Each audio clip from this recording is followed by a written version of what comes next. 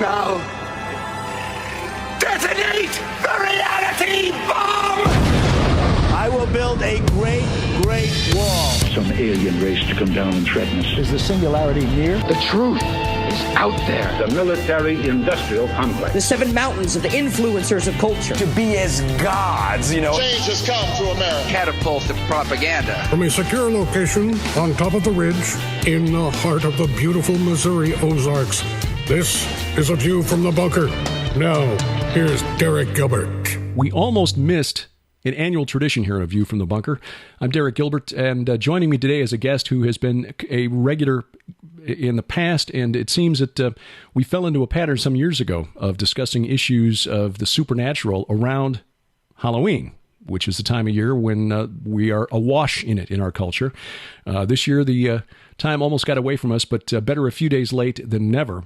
We're going to talk today about the spirits and the demonic realm, their origins, and we will see where we go from there, because we've been talking before beginning the broadcast today, and I think we've got a lot of things that we could spend some time on. He does have a new book out. He is the author of the groundbreaking book, Interview with the Giant, Ethno-Historical Notes on the Nephilim, but his new book, which is derived from his doctoral dissertation, Paneas, Religion in the Ancient City of Pan. You can see I'm holding the book up here, and I mean to read it off the cover.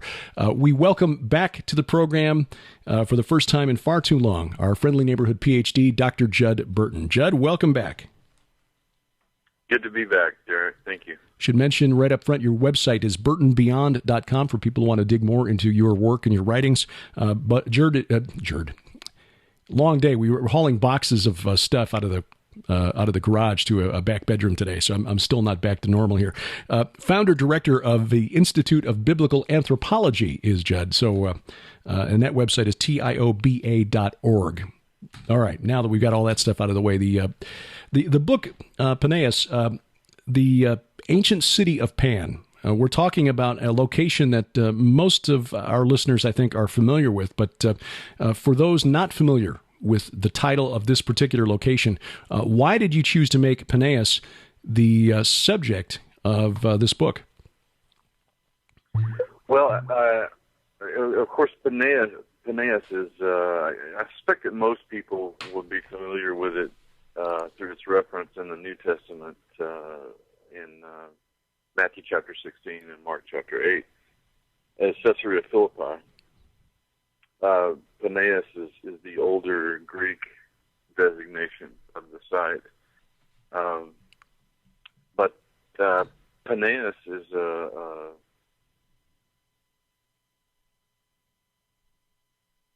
well, it's been part of my journey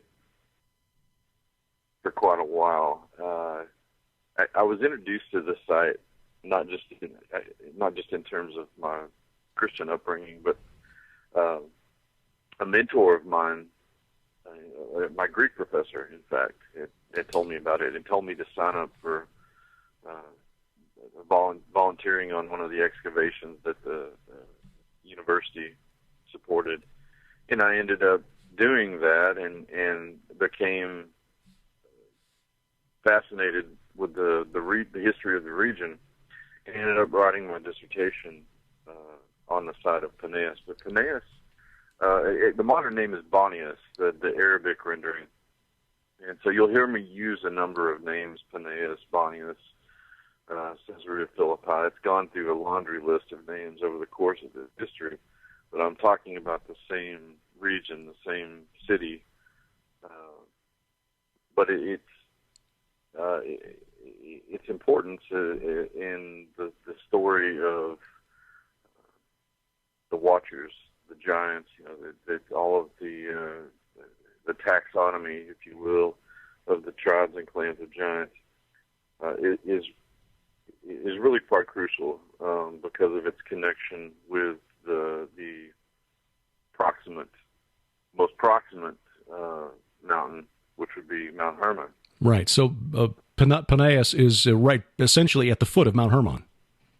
That's right. It's on a southwestern spur of Mount Hermon, at the base of the mountain itself.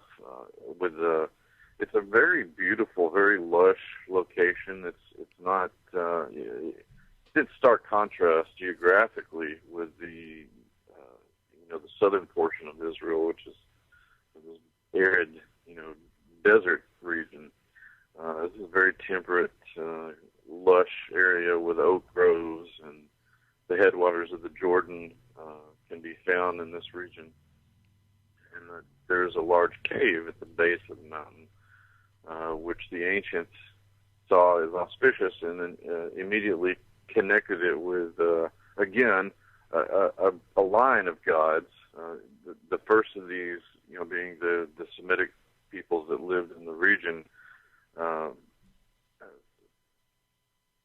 Probably the oldest deity associated with the cave is one of their Baals. But when the Greeks came through the region, they attributed the identity of this deity to be Pan, and that's how the region got its name, the Paneas, or Paneas, as it's first mentioned in Josephus. So Polybius actually is the first Greek historian to reference sites. So you say that the earliest deities, before the Greeks arrived, and your book basically begins with the Greek period and continues on until the 17th century. Why did you begin with the Greek period instead of going further back into, say, all the way back to through the age of the Amorites, for example?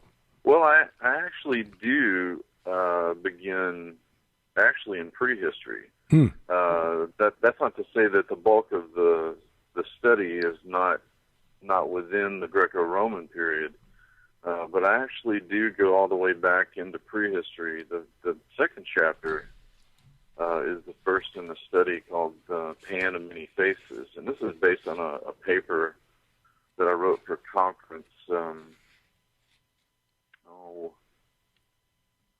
probably almost 10 years ago, about the time I was writing my dissertation, and I undertook a kind of comparative mythological study.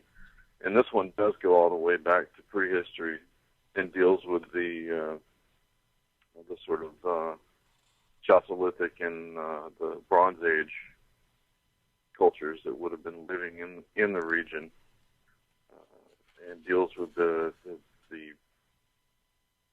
at least the types of deities that they would have been worshiping. And of course, students of the Bible will be familiar with that very iconic word Baal. Mm-hmm.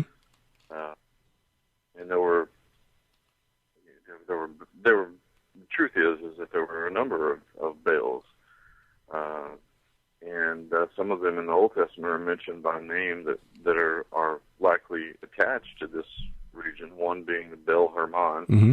and the other one being the Baal Gad, which scholars have debated over the years as to which one is associated with this particular site, the cave site. Now, where do I actually do go back to prehistory to begin this study. Okay. Now, and you know what? I think I got that impression from reading your paper, your dissertation, which I found online. Where did the tribe of Gad, the Israelite tribe of Gad, when they settled in the Holy Land, they were one of the tribes that settled east of the Jordan, along with Reuben and half Manasseh. Where did Gad settle? Were they in that region, or were they further south? It seems to me that the tribe of Gad was a little bit further south. Right, they were close to Moab because the Moabite stone, right. King Mesha talked about taking on the men of Gad. Right. Okay, it was Manasseh. Right. Manasseh was southeast of Hermon, and the tribe of Dan, when they relocated up and took the city of Laish, settled where Paneas is now. So that's right. The very scorned tribe of Dan. Yeah. Eventually, yeah. So and Gad is a word that is actually translates fortune. I found that Gad is the name of one of the Canaanite deities. Isaiah was very critical of the Israelites for setting out a place for Gad, and I can't remember the other one translated means destiny. So Gad, which means fortune, and then another Canaanite deity, destiny, were apparently being venerated or worshipped in the time of Isaiah, the time of Hezekiah. That's right, and it's also it's likely also the source of the word God. And has entered popular parlance. You probably heard the expression "ye gads." Yeah. Well, that's directly related to this the sort of linguistic parade over the millennia that all goes back to this word "gad." Did not know that. And of course, the name of one of the tribes of Israel, which makes you wonder what was in the mind of his mother when she decided to name him that. Baal Hermon, interesting connection. If we remember before the end of the program, nudge me about Baal Hermon and the link possible link to Jack the Ripper. Yes, indeed. Sharon stumbled onto that one. It's actually historic.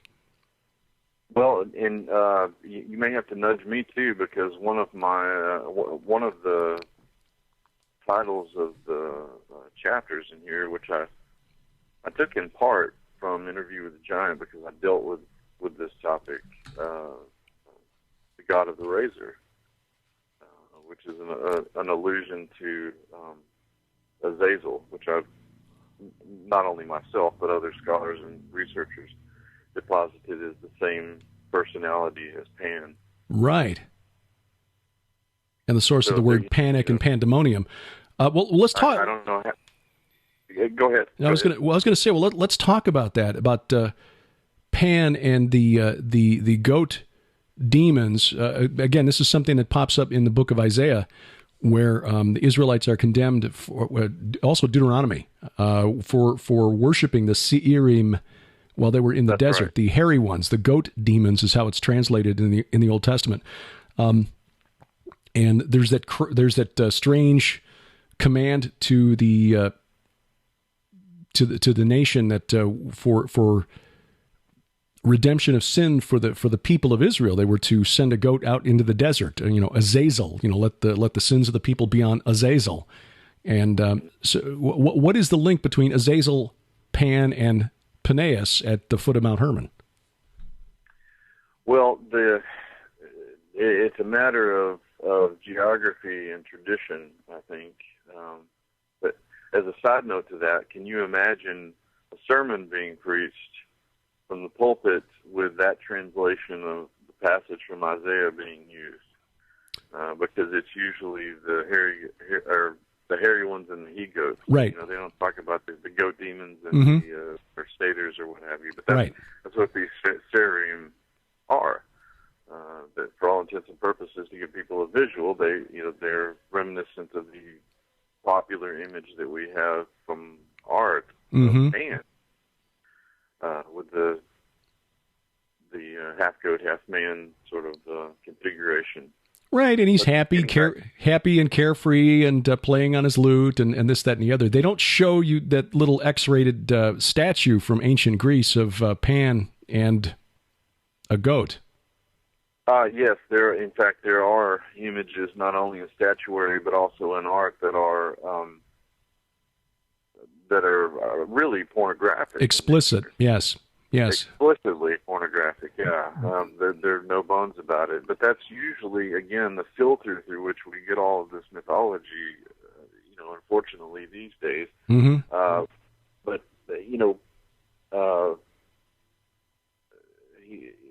the whole story of Pan is not even told. Looking from these happy, sprightly little renderings of Pan we've had in art over the years, you would never guess that he was associated with warfare. Right. That after, at the Battle of Marathon, the victory was ascribed to his intervention, and that his war cry was terrifying according to legend, and that's where we get the word panic from. He is, there are tales of him presenting Zeus, with his goat-hided shield, the Ix, which is again a Greek cognate that means goat. So there are all these other elements of the story that aren't they're not typically told about the god Pan. He's not just this sprightly fellow who plays his panpipes and saunters through the woods with a lot of dryads and nymphs following him. He's this very lusty, warmongering creature. Mm-hmm. And that's, if we go back to the accounts that we have from the non-canon material, like Enoch especially, which listeners will no doubt be familiar with, there are passages that give us some insight into the character and the identity of Azazel. And he's very much associated with war, if we're to believe the account from Enoch, because what does he do? He teaches metalsmithing and warcraft to this early generation of humanity in exchange for this genetic access to the human genome. Mm-hmm. So what is this? He go also ahead. teaches this. I'm sorry, go ahead. No, I was just going to ask about the translation, God of the Razor, and that reference, but I don't want to sidetrack where you're going. So if that was simply that's literary license. That's just artistic license. It's something that it seemed appropriate because he was a teacher of making swords and spears. Right. Okay. Yeah. But he also taught, and this is another element of Pan, and for that matter, Azazel. He also, in the accounts in Enoch, he's ascribed all sin. That's a direct quote. What he did, what he revealed to humanity, these secrets of heaven, were not to be, at least at that time. And from what the other watchers were teaching, these fallen angels, we can piece together that what they were teaching was a combination of practical sciences and the occult or witchcraft. Mm-hmm. And Pan is associated with mysticism and dreaming and prophecy. These are other characteristics of the god Pan that are often overlooked in a general survey of the deity. Again, getting fed these popular images of this sprightly character who's just happy-go-lucky all the time. But when in fact, you had this very violent, again, lusty sorcerer for all intents and purposes. And those roots, in my research, seem to point all the way back to Azazel. Given the location of Mount Hermon and the fact that Azazel was so associated with the corruption of humanity at that point in that region, and the fact that you later, in later centuries, have this shrine site that's being recycled, it's being used over and over again by different cultures, and you finally have the Greeks come in and give a name to this deity. They see it as their own Pan, the god of shepherds and goatherds. But there were other regional deities that were goat-like as well that I've talked about in my research over the years, and I include also in the book Paneas. There were Semitic deities like Ods and Uds who were goat deities, and the Adzaga was this Mesopotamian goat deity that was worshipped by everybody from Babylon to the Amorite kingdom. And of course, the Amorite kingdom is just right there. It's very approximate, just to the east of what would today be the Golan Heights. Yeah, Og, king of Bashan. Yeah, that's right. But you're interestingly though, the Amorites were known as pastoral people going all the way back to the middle of the 3rd millennium BC, 2600 BC. They were known as the as pastoral types herding their flocks around. They were thought to be mountaineers, which would fit with the herding of goats and sheep. They were warlike to the point where they really intimidated their neighbors. And by the time of Abraham, they basically had taken over all of the ancient Near East, everything that today is Iraq, Syria. It's kind of like the early version of the Islamic State. Iraq, Syria, Lebanon, Israel, even northern Egypt by the time of Joseph was under the control of Amorites. When we call them Babylonians, all we're doing is designating Eastern Amorites, and Canaanites were just referring to Western Amorites. They were all Amorites. Yes, that's very true. Another thing that's often overlooked is that the Amorites were Mesopotamians. Mm-hmm. Culturally they had adopted that modality. Right. Well, and another interesting thing, you're talking about the roots of pastoralism in this region. One of the theories that I put forward in my dissertation work is that there is a possibility that the Greeks derived this idea of Pan, or borrowed this god even from the ancient Near East. And there are a number of ways that this could have been. Of course, the idea of this goat deity, this goat demon, is far older than even the Minoans and the Mycenaean civilization. Mm-hmm. Mm-hmm. It certainly predates the archaic and the classical civilizations, the Hellenic civilizations of Greece as well. And it's well known, not even debated among scholars, that the Greeks took a number of their deities from the East. They were enamored, in fact, with the Levant and the ancient Near East and Egypt. Absolutely. And there were two distinct periods of what scholars call Orientalizing, in which the art of the period, particularly in the first one is during the late Bronze Age, early Iron Age, when the Mycenaeans were trading with that region.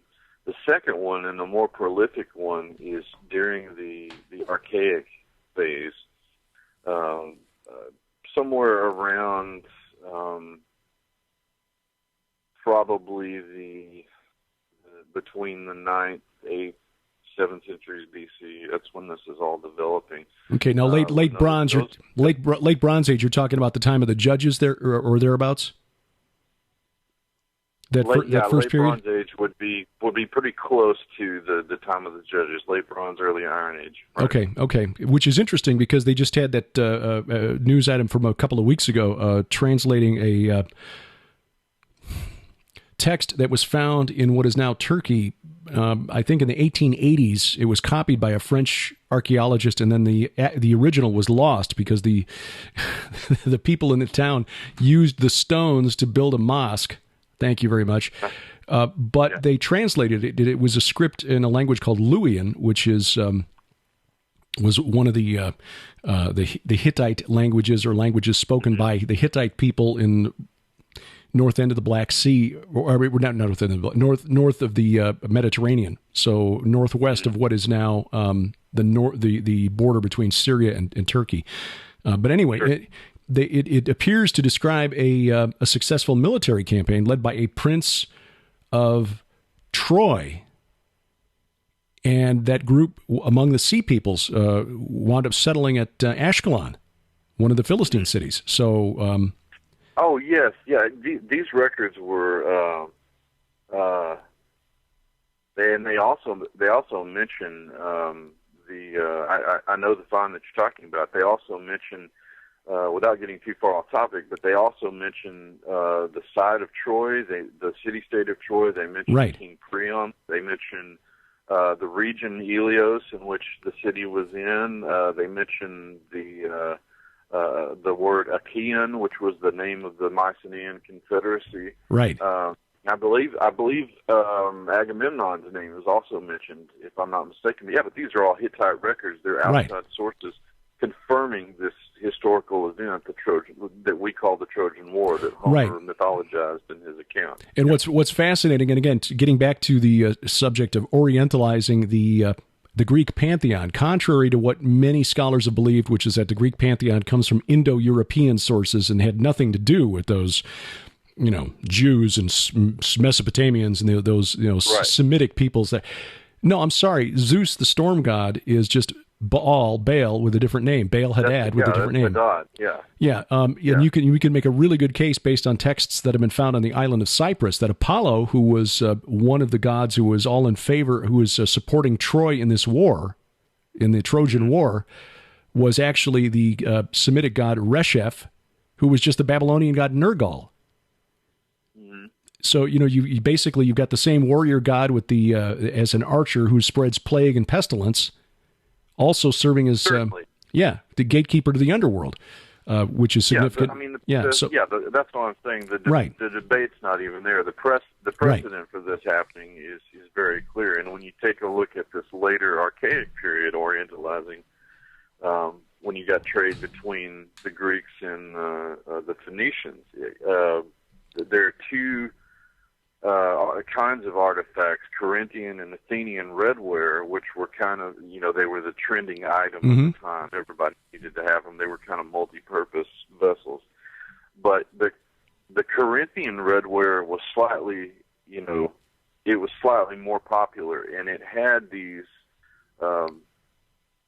images from Near Eastern mythology of sphinxes and bullmen and things like cherubim, and the kinds of things that you would find from Near Eastern mythology. So the precedent is there. It's not when these sorts of things are happening. We've got this trade taking place between these two regions. It's not just economy in terms of commerce, it's economy in terms of ideas and traditions and religious rites and all sorts of things. So, because of a number of things, including this which I deal with in my dissertation in more detail, this shield of Zeus's, by the way, the Ikes. You've got phonetic similarity there with odds and uds and these cognates that existed in the region that were used to describe these sorts of gods. And so I think it's more than a possibility that Pan is yet, or in this case, Pan, Azazel, is yet another one of these pastoral, or not just pastoral deities, but deities in general that were borrowed and grafted into the Greek pantheon, as it were. Well, let me run this past you, because this is research I turned up for my book, The Great Inception. Run it past me. The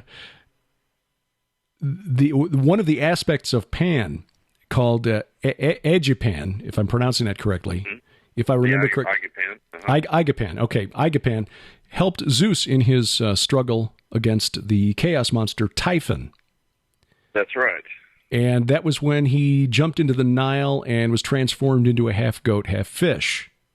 That's right. Now, the Capricorn symbol. Exactly, which traces all the way back to ancient Sumer, because one of the symbols of the ancient god Enki, whose name is a compound word meaning Lord, En, and Ki, Earth, Lord of the Earth, whose temple at the city of Eridu, and I argue in the book that was actually the Tower of Babel, was called the Abzu, House of the Abzu. And Abzu is the word from which we get the English word abyss. So the symbol of the Lord of the Abyss was the goat fish, the carp goat, this half goat, half fish that turns up later as an assistant to Zeus, the storm god, whose holy mountain just happens to be Mount Safon, Jebel al-Akra, where he did battle with Typhon, in fact. And that was, of course, the holy mountain of Baal Hadad, or Baal Zephon. Typhon, of course, being the analogous to the Leviathan in the story. Yes, exactly. Yeah. So you've got this borrowing taking place from Sumer of this symbol of the Lord of the Abyss, who helps out the storm god, the king of the gods, for the Greeks and for the Amorites, the Western Amorites anyway. The Marduk, the Eastern Babylonians, was the king of their king of their gods. But for the Hittites and the Hurrians and the Urartrians of the kingdom of Urartu or Ararat, yes. the king of their pantheon was the storm god. Just same deity, different name. Even Indra in the Indus River Valley, the Indus Valley civilization, was a storm god. Right, the Harappan. Right. And so it's the same deity, different name, and you've got these parallels that all go back not just to Babylon and Mesopotamia, but back to ancient Sumer, to this ancient deity Enki, whose temple, according to archaeologists, dates all the way back to 5000 BC, when the civilization emerged, apparently fully formed out of the Persian Gulf. Yes. Well, I mean, I think that what we're looking at here is just as in the case of, take something like the flood epic from the Bible. Mm-hmm. Without too much variation, you certainly find versions of that throughout that region, the Near East and the Mediterranean basin. You've got Utnapishtim in Mesopotamia, and you've got Deucalion in the story of the Greek flood epic, and you spin the globe, mm-hmm. and you find all these stories. What you're looking at are different versions, different interpretations of the same event. And I know I'm preaching to the choir here, but those of us who are involved in this sort of research recognize, I think, pretty readily the mythological chain of events here and the personalities and identities that we're dealing with here. They're different names, but they're the same God. Right. So Azazel, and by the way, you mentioned something in passing that I want to bring up because people would be familiar with this name if they've read the book of Job, and that is, how would you pronounce it? U-Z, Uz, Utz?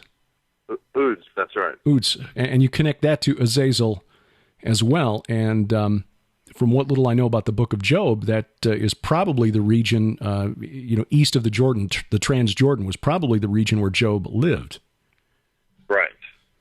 Right, that's my understanding as well. Well, yeah. For ancient Semitic languages, in a number of languages really throughout the region, the same could be said of a number of languages, but the vowels came much later. Mm-hmm. Consonant constructs were there, and you filled in. You've probably seen a lot of people listening have probably seen the exercises with John 3:16, where you take all the vowels out. Well, you can still read it mm-hmm. and understand it. Well, that's how these ancient Semitic languages operated. It's the vowels that came later. Right. So in the case of not only UZ and AZ, you're looking at the same. You're looking at the same phoneme here. The same little piece of a word. So the identity, in my mind, and I'm sure this would be echoed by other scholars, the identity is the same thing. And what's fascinating about placing Uz or Oz or Azazel in the region of Mount Hermon again, and Paneas, is that one of the Egyptian execration texts, which was sort of their version of the voodoo doll, they would write down the names of their enemies on ceramic and then smash the ceramic after cursing it to try to curse their enemies. They named a ruler of the region, in the region of Bashan, Mount Hermon, as Ayab, which is an older form of the name Job. Probably not the biblical patriarch, but it's known that there were people with that name in that region in roughly that period of history. Sure. Yeah, it's not. I mean, it wouldn't be uncommon for that name to be passed down, from generation to generation. Right. Well, David's general, Joab. Yeah. So the the religious significance of Mount Hermon with Paneas, and of course the grotto of Pan there. What sort of spiritual influence did that have on the region? I mean, how did that manifest when we get down to biblical times? How did that? Go ahead. No, I was going to say, how did that manifest in either its influence on the Israelites or the neighbors of the Israelites, and how they had to respond to what their neighbors' religious practices and beliefs? Well, from what we can tell, of course, those levels archaeologically are all but obscure to us for the shrine site itself. But just as in the Hellenic period, when the Seleucids were the Ptolemies first, and then the Seleucids had control of the region, the shrine at that time was pretty nondescript. The same could definitely, I think, be said for the centuries before that. That you're looking at basically just a cave as a shrine. There may have been votives, that were brought to it, but fairly nondescript. They recognize the auspiciousness of this as sort of a natural temple, so they didn't have to do a lot to it. But as far as the region itself, of course, the mountain, Mount Hermon, of course, was a boundary marker for the northern extent of Israel, and so it had geographical significance. But in terms of spiritual significance, undoubtedly, because actual archaeological evidence has been found, minuscule though it may be, on the mountain itself, that there were these ancient Semitic pagan rites that were being conducted. So it from early on, it has a very, I wouldn't say crucial spiritual significance, but it's definitely part of the overarching general sort of ancient Semitic pagan world. So it was important, certainly to the people who lived in the vicinity of the region.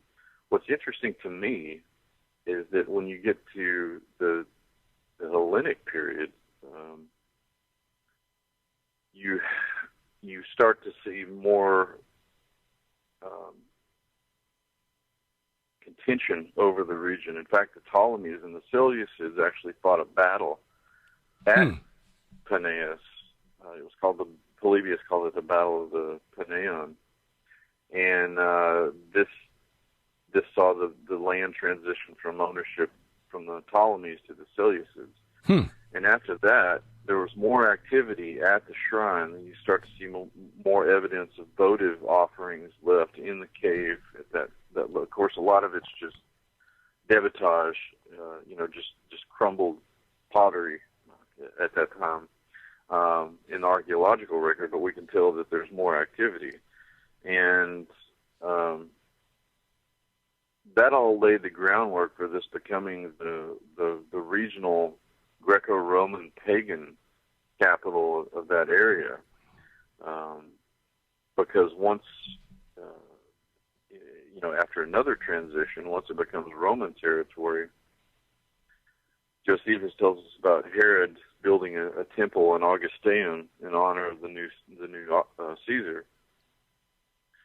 on the hill, and it's after this that sets the groundwork for expanding this into an actual city.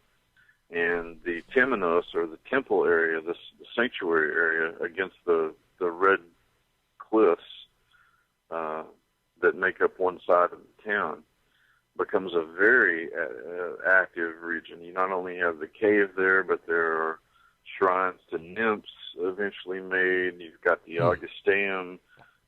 There is a temple to Zeus that's eventually built there. There are additional small shrines to to Pan that are built. There's a shrine to Asclepius, the Greek god of medicine, that's also built, and so it becomes it really becomes the pagan capital of that region by the time you get to the New Testament era, and that's when it was called Caesarea Philippi. But even when the name Caesarea Philippi was jettisoned, when it went back to Caesarea Paneas or Paneas, up until the middle, sort of crawling into the late 4th century, this still remained a very important pagan center for that part of the Levant. And it's clear that this was an important region for a long, long time, because going back to ancient history, of course, we know that that is where, according to the Book of Enoch, the Watchers descended and swore an oath to proceed with a plan that they had developed to take wives from among the daughters of men. And this is where I'm going to circle back to something I referenced earlier regarding the link between Mount Hermon and Jack the Ripper, because in 1869, the archaeologist, he was actually an engineer working for the British military, but he was deployed to the Levant by the Crown under the auspices of the Palestine Exploration Fund, Sir Charles Warren. Oh, yeah. Yeah. Sir Charles Warren, who discovered Warren's shaft through which Joab, or Job, actually, David's general, climbed up into the city of Jerusalem and opened the door so that the Jebusites were defeated by David and his men. But the month before he found that, in September of 1869, he climbed to the summit of Mount Hermon and found on the summit of the mountain a temple, an ancient temple, still standing, although in some disrepair. It's called Qasr Antar. And this temple appears to date back to the Roman period, perhaps, maybe earlier. It had been known for a while. I mean, the people who lived in the region certainly knew the temple was there, but Westerners were familiar with it too. There was a Presbyterian minister named Josias Porter, I think, who in 1859 visited the site, wrote a travelogue of his time in Syria, and mentioned that he had visited the temple. But what he didn't see, and what Sir Charles Warren found, was a stela inside the temple. And this stela was very large. It was 12 inches, or about 18 inches wide, 4 feet high, and 12 inches deep, carved out of limestone. And in the limestone was carved in archaic Greek. Well, archaic. If it was in Greek, it couldn't have been before the time of Alexander, I presume. So 4th century BC or thereabouts. But in this Greek, on this stela, which weighed like 3 tons, was inscribed in Greek by the command of the greatest and holy God. Those who swear an oath proceed from here. Now, yeah, Sir Charles came down the mountain, got permission from the Islamic ruler, the Ottoman ruler a governor in Damascus, I think the Pasha was his title, to take the stone from Qasr Antar. I mean, it wasn't Islamic, so they didn't care. It's like, oh, yeah, nope. Maybe they received some remuneration, who knows. So Sir Charles cut this stone down from 18 inches or 12 inches deep to 4 inches deep, which lightened it to about 2,000 pounds, and brought some donkeys and sleds up the mountain. And it still broke on the way down, but they managed to get it down the mountain and sent it back to London, where it was delivered in a crate to the British Museum. Now, somehow it was misplaced, and it wasn't actually opened and translated until about 1903 by the great French Orientalist, whose name is going to escape me at the moment, Clermont Ganneau, I think. Oh, yes, yeah. Okay. Anyway, it was like 1900 or 1903, and you can still find the reports from the Palestine Exploration Fund online. But he translated it and said, "Oh, this must refer to the Watchers, the Watchers from the Book of Enoch." And more recently, George W.E. Nicholsberg, who's written a commentary on the Book of Enoch that I'm going to have to splurge and buy.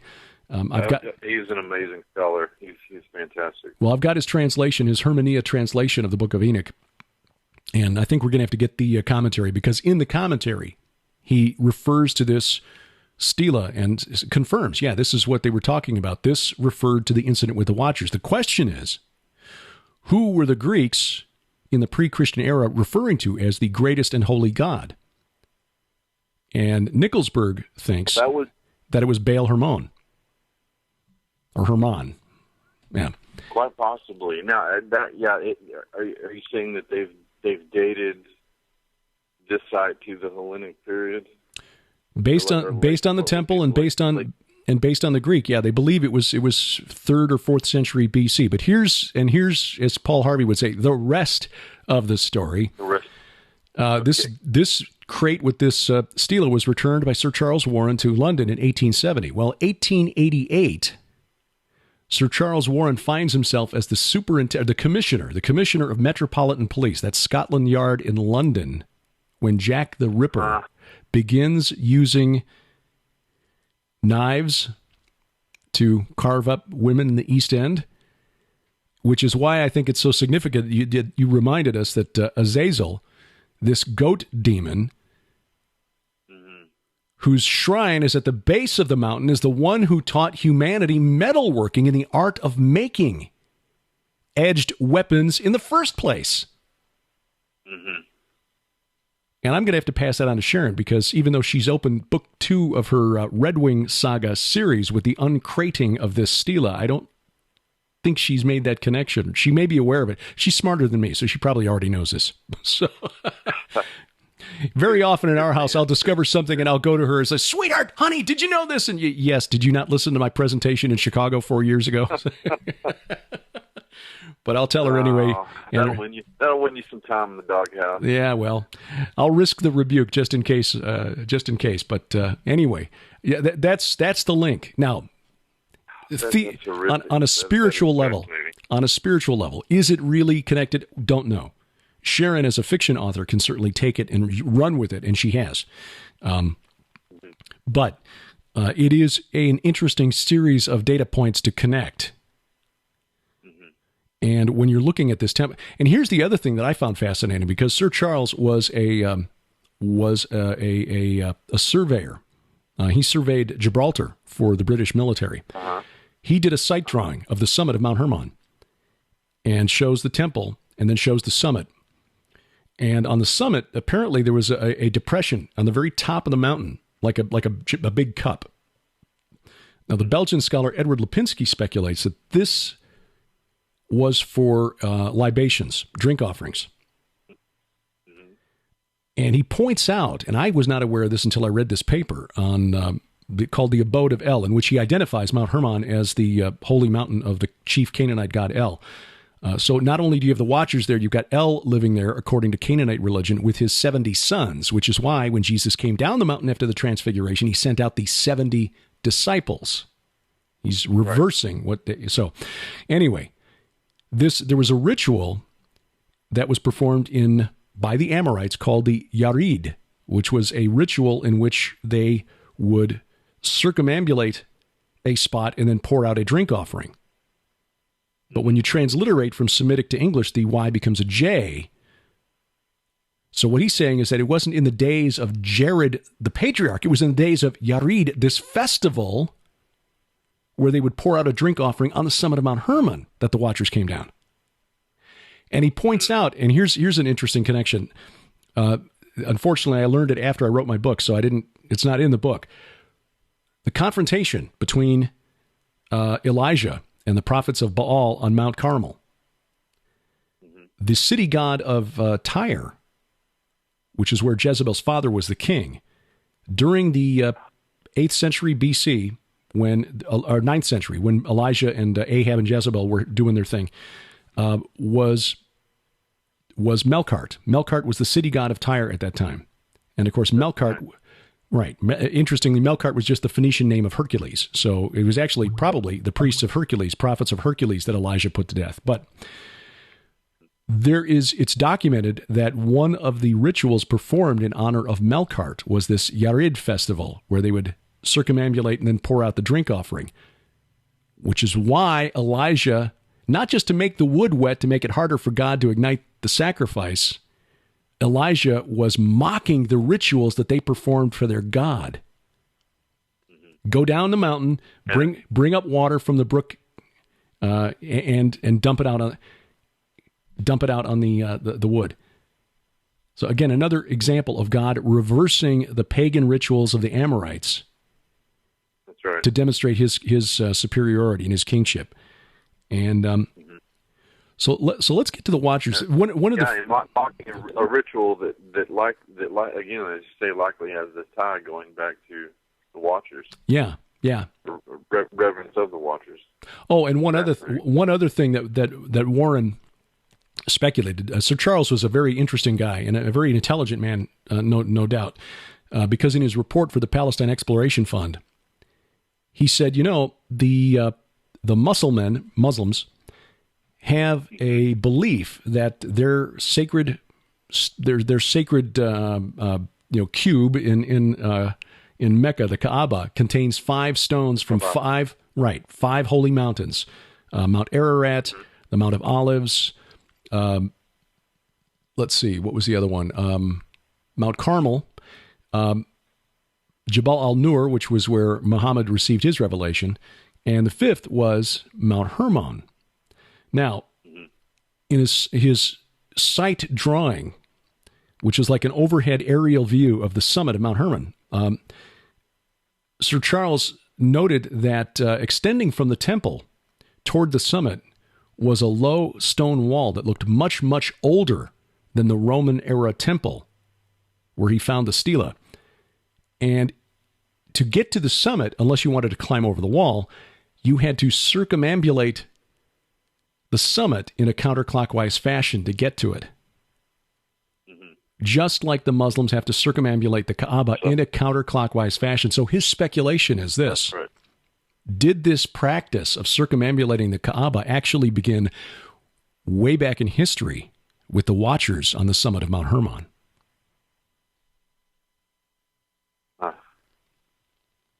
Yeah. Well, in the counterclockwise direction, of course, being also very important to ritual magic and witchcraft of a number of different species. It would also be an interesting connection. And in fact, this is another thing that I wrote about in the second edition of Interview with the Giant. There's a chapter called The Primal Witch, and I connect the origins of witchcraft back to the tutelage of the Watchers. There's just so much. Yeah.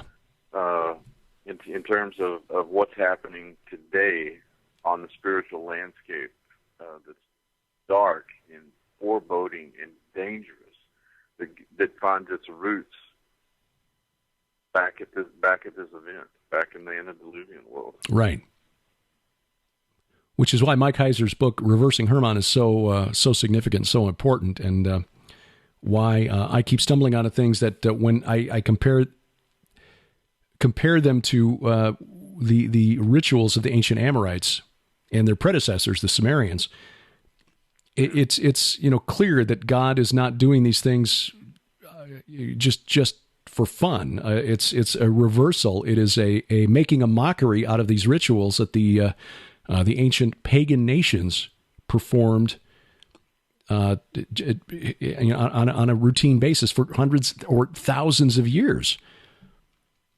And the thing that most of us don't think about today, and to bring this up to the modern era, because this, I find history and archaeology fascinating. I know you do as well. But for people listening, wondering why is this going on now for 45 minutes and we've not talked about Halloween or any of this stuff that they normally talk about. The working theory, and it certainly was the belief of the early Christians and certainly the Jews of the Second Temple period, the origin of demons was in the children of those Watchers who descended on Mount Hermon 6,000 years ago or whenever it happened. That when God sent the flood and swept the planet clean except for the 8 on the ark. The spirits of the Nephilim, according to the book of Enoch, were, because they were miscegenated, they were an unholy union of divine and human. They were condemned to walk the earth and cause trouble for humanity until the end of time, until the judgment. The Greeks understood this. Hesiod pointed out that there was the spirits, as I mentioned earlier, the spirits of the men of the Golden Age, the heroes, the demigods, who became daemons and were kindly and helped mankind, and they were, wanted nothing but good for us. So the Greeks knew the source. They just were telling the story from a different worldview. So in that sense, if demons really are the spirits of giants, the Nephilim, and that's who Jesus was casting out of the people that he freed from demonic oppression and possession in the first century, and they are the demons who still afflict humanity today, that we are still dealing with the consequences of that sin on Mount Hermon from thousands of years ago. We are still dealing with the giants today. Indeed. Your interview with and Dr. Michael Bennett, your interview with Dr. Michael Bennett on this whole thing and the significance of Paneas and Mount Hermon years ago on FutureQuake, for me, was eye-opening. That sort of changed the whole trajectory of what I was researching when it came to the spirit realm. And now I'm like seeing that this is so key to understanding why Jesus did what he did and why God did what he did throughout history. Well, I think I prefaced the first question he asked me. I prefaced with, Jesus didn't do anything accidentally. Mm-hmm. And as you're finding out, is Mike Kaiser is finding out, as I'm finding, as we continually delve into this stuff, there's so much purpose and meaning behind every action that God took and takes against these entities. On the surface, it may seem like something arcane and not really, not much life application there.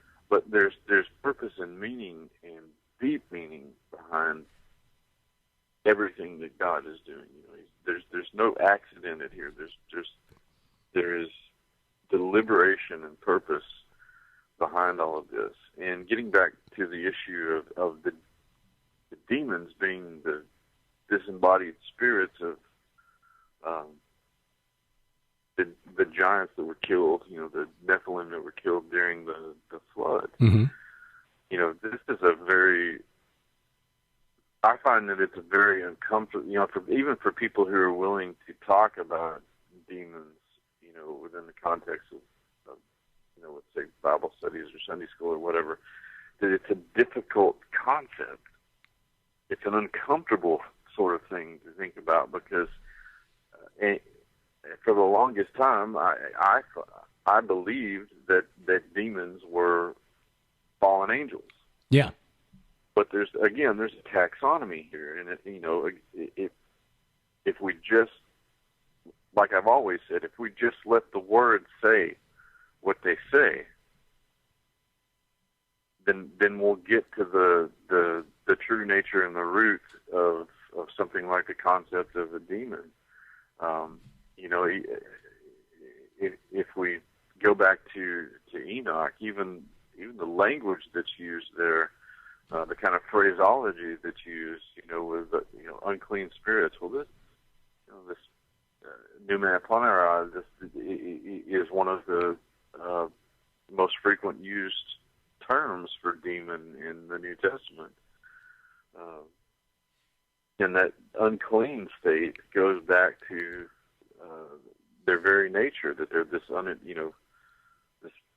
mixing of the divine with the mundane. And you have these aberrations, the giants and the chimerical creatures of the antediluvian world, the corrupted flesh that's not only referenced in canon but also non-canon literature that was important to the Second Temple period and certainly the early church. These guys are referencing this stuff left and right. There does seem to be well, it's more than implied that they understood that there was a difference between the fallen angels and the demons.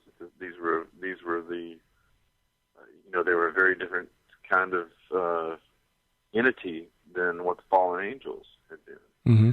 And again, if we don't equate the non-canon literature with Scripture, but if you have authors that are referencing this material and they're writing under the inspiration of God, then it behooves us to take a look at what they're referencing, because obviously God inspired them to go looking and reference this what we call non-canon literature today, the apocryphal literature, and within those we find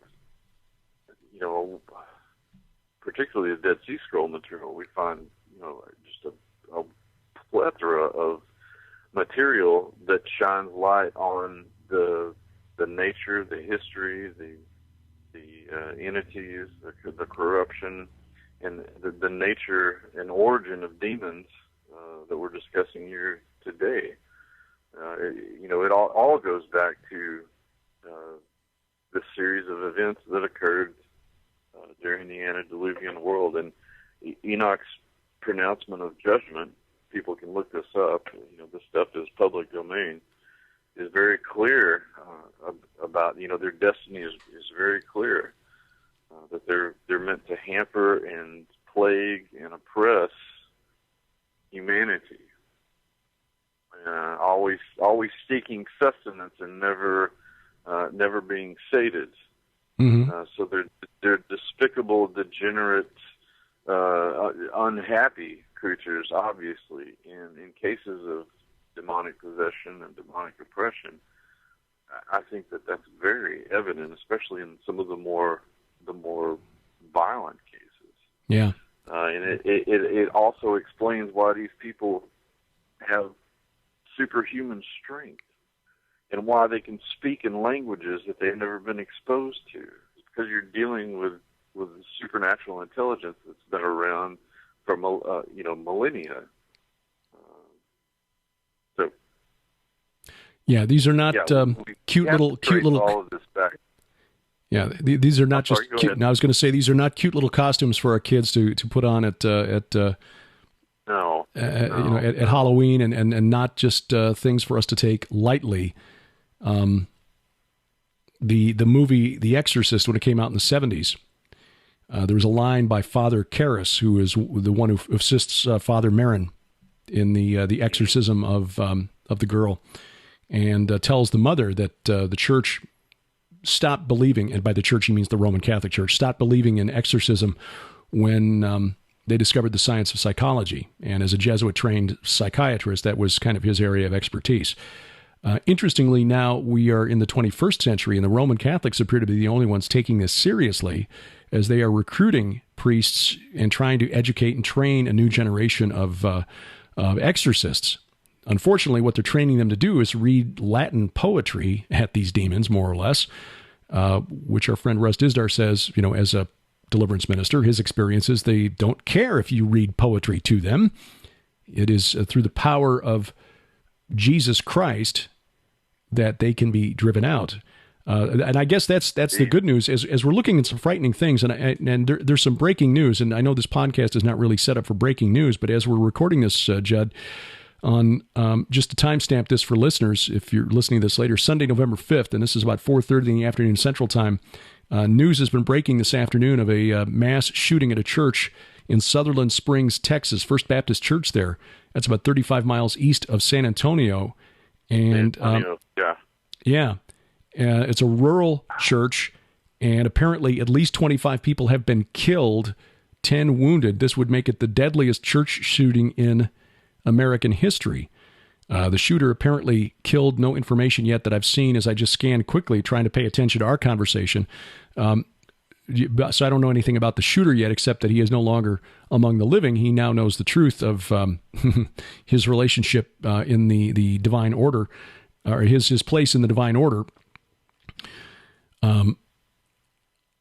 I don't know how you characterize an event like this or the event from last Tuesday with the Uzbek Saipov running down and killing 8 people on a bike path in Manhattan, or Paddock shooting and killing dozens in Las Vegas, or the actions of the Islamic State over the last 3 years.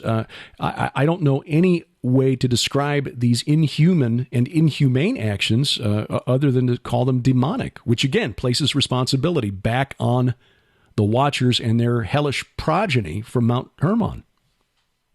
That's right. That's right. Well, all of this is whether the responsibility lies with individuals or with the Islamic State. And to interject, I'm sorry. Just to interject, I want to make clear I'm not blaming this on them, because clearly without human accomplices they could do nothing. So clearly they've got willing human accomplices. So this does not absolve the humans involved for what they've done. I just want to be clear that I'm not placing blame entirely there, but certainly they are there to inspire people to act on these inhuman desires. Certainly, yeah, absolutely. Nor am I. I'm not. I'm this not a the devil made me do it sort of thing. We're not saying that that human agency is not at fault. We have free will as well, but in these days, we're in the West. We're supposedly embroiled in a war on terror. To my mind, one of the sources of this terror, again, goes back to the antediluvian world. If we're connecting these identities between these ancient gods, Pan being one, Azazel, in my mind, being the same, and other researchers also being the same, it shouldn't surprise us if we're believers and we're truly seeking discernment. The roots of these sorts of tragic events and larger agendas are rooted in the demonic. They're rooted in the misdeeds of the Watchers. Mm-hmm.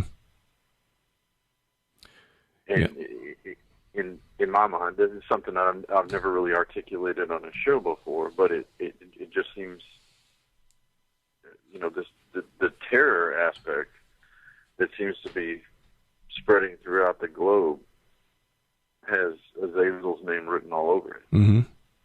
Well, again, that's the root. His name of the name of the god Pan is where we get the word panic and pandemonium, and again, that's one of the aspects of his character recorded in ancient myths. His ability to inspire fear in opponents. Well, in the interest of keeping this program to a manageable length, I know we've gone kind of far afield, and we could spend several hours more talking about this, brother. But to keep this to a manageable length for listeners, I want to just to say, I think we've reached a good spot to stop, and because we've brought it into the modern age, and that's kind of what I wanted to do here. I mean, this is not a Halloween show per se, but the point was to bring to you a program showing that archaeologically, historically, there is reason to believe, especially if you are a Christian and you believe the basic premise of our faith, which is that we don't wrestle against power, the human opponents, but against principalities, powers, rulers of this present darkness, spiritual wickedness in high places. Ephesians 6:12. Then we have to look to the spirit realm for their influence and look at their influence on the modern world. And the headlines, if you can't get evidence from their action out of today's headlines, especially with what's going on in San Antonio or in South Texas right now, then you're just not paying attention. Dr. Judd Burton is the author of the book Paneas, Religion in the Ancient City of Pan. He's also the author of the another book we recommend highly, which is Interview with the Giant, Ethno-Historical Notes on the Nephilim. For more of his work, you'll find it at his website, burtonbeyond.com. He's also founder and director of the Institute of Biblical Anthropology. If you want to pursue more academic queries along these lines, you'll find that website at tioba.org, tioba.org. Yeah, Judd, I know we've only scratched the surface here because there's a lot deeper we can go, but we brought the conversation around where I hoped it would go, and I appreciate your work and your willingness to share it with us over the years. Well, Derek, I appreciate your work as well. Absolutely.